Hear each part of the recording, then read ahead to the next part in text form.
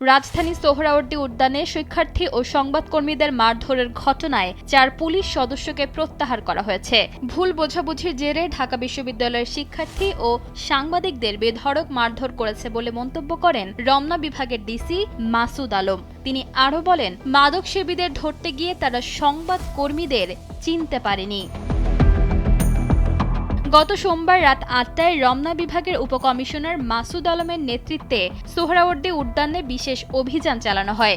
অভিযান চলাকালে সেখানে উপস্থিত মাদকসেবীদের পাশাপাশি পুলিশি হামলার শিকার হন সাধারণ শিক্ষার্থী এবং পেশাগত দায়িত্ব পালনরত ২ সংবাদকর্মী। ঘটনার ভিডিও সামাজিক যোগাযোগ মাধ্যমে ছড়িয়ে পড়লে শুরু হয় তীব্র সমালোচনা।